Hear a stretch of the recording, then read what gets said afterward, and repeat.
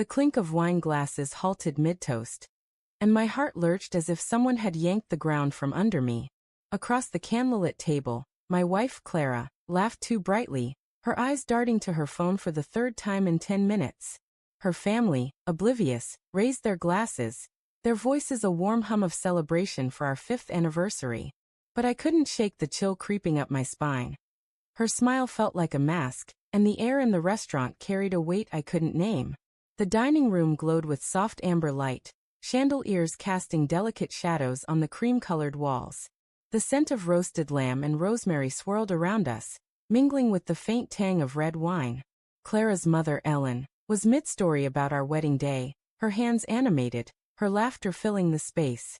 I tried to focus, to nod at the right moments, but Clara's fingers tapped her phone under the table, her lips twitching as if guarding a secret. I told myself it was nothing, work stress, maybe, or a friend in need. She'd been distant lately, sure, but marriage ebbs and flows, doesn't it? Mark, you're awfully quiet, Ellen said, her eyes twinkling with maternal warmth. Tell us, what's the secret to keeping my daughter so happy?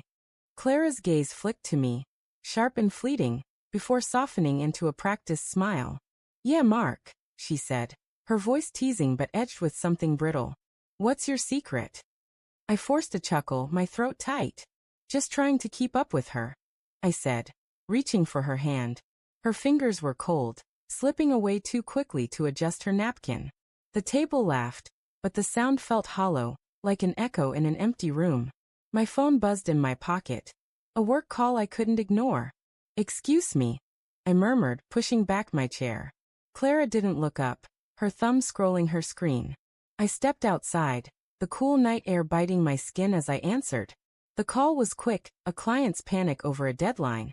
But as I hung up, I saw it. Clara's car, parked across the street under a flickering street lamp. A man leaned against it, his silhouette sharp, his posture too familiar. My stomach twisted. I knew that stance, that tilt of the head. Ethan, her co-worker. The one she'd mentioned too often, then not at all. I froze, my breath shallow, watching as Clara slipped out of the restaurant's side door.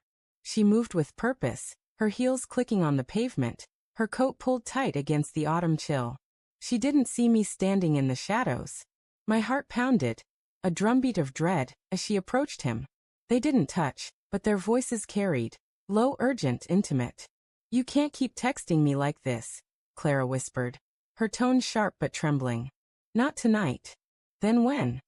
Ethan's voice was smooth, almost mocking. You said you'd tell him, Clara. After the trip, you said. My knees buckled, the world tilting. The trip. 2 months ago, a work conference in Seattle. She'd come back glowing, her stories vivid but oddly vague. I'd chalked it up to exhaustion, to my own paranoia. Now each memory stung like a fresh cut. The late-night calls she took in the bathroom, the way she'd started locking her phone, the perfume she wore only on certain days. I will, she hissed, glancing back toward the restaurant. But not tonight. It's our anniversary, Ethan. His family's here. His laugh was low, bitter. You're still playing the perfect wife. How long, Clara? I wanted to scream, to storm across the street and demand answers, but my feet were lead. My chest ached, a raw, tearing pain, as if my heart were unraveling thread by thread. I loved her, God, I loved her. The way she hummed off-key in the shower, the way she'd curl into me during thunderstorms, the way her eyes crinkled when she laughed. Was that all a lie? Or was this moment the lie? A mistake I could unsee? I slipped back inside before they noticed me, my pulse roaring in my ears. The restaurant's warmth felt suffocating now, the chatter grating. Clara returned moments later, her cheeks flushed, her smile too wide as she slid into her seat. Sorry, she said to the table. Just needed some air. Her father, Tom, raised his glass again. To Mark and Clara, he said, his voice thick with pride. 5 years and stronger than ever. I couldn't look at her. My hand trembled around my glass, the wine sour on my tongue. To us, I echoed, my voice a stranger's. Clara's eyes met mine, and for a split second, I saw it, guilt, flickering like a candle about to gutter out. Then she smiled, and it was gone. The rest of dinner blurred. I nodded through stories, laughed when expected, But my mind churned. Every touch, every glance we'd shared over 5 years. Was it tainted? Had she been slipping away all this time? Or was this new, a reckless mistake born of some unmet need? I wanted to hate her, to let anger burn away the hurt. But all I felt was a hollow ache, a desperate wish to rewind the night. When we left, her family hugging us goodbye, Clara linked her arm through mine. "You okay?" she asked, her voice soft, almost tender. "You've been quiet." I swallowed the lump in my throat. "Just tired." I lied, my eyes on the pavement. I couldn't confront her here, not with her parents waving from their car. But the question clawed at me. Why? What had I missed? Was it me, my long hours at work, my failure to notice her drifting? Or was it her, chasing something I couldn't give? At home, she kicked off her heels, her laughter light as she recounted her mother's stories. I watched her move through our kitchen, pouring wine, her hair catching the light.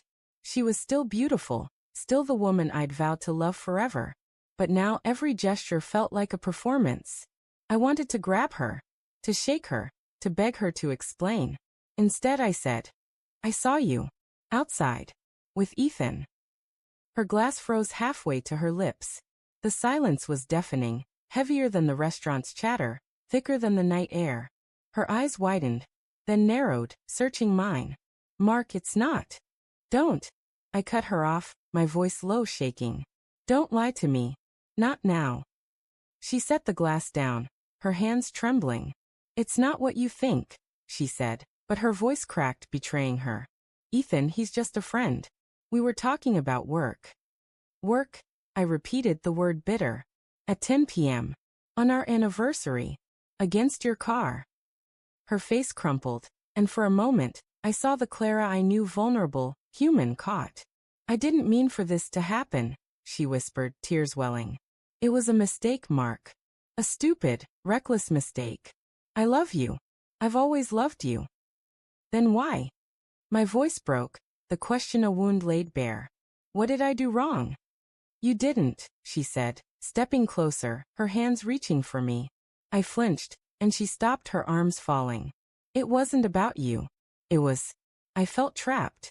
Work, life, everything. Ethan was there, and I let it go too far.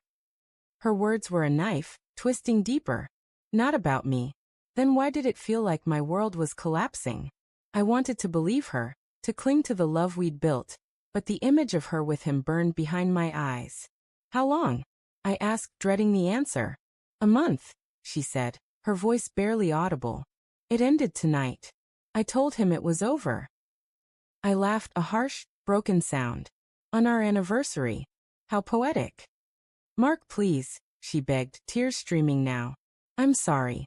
I'll do anything to fix this." I stared at her, the woman I thought I knew, and felt the ground shift again. I could walk away, let anger win, or I could stay, fight for us, for the life we'd built. But as I looked at her, I saw Ethan's shadow, heard his voice, and knew one truth. Love wasn't enough to erase betrayal. "I need time," I said, turning away, my voice cold. "I don't know if I can do this." As I walked to the guest room, her sobs echoed behind me, each one a reminder of what we'd lost. The door clicked shut, and in the silence I realized the twist. The betrayal wasn't just hers. I'd ignored the signs, the distance, the locked phone, because believing in us was easier than facing the truth. And now, we were both broken, caught in a story neither of us could rewrite.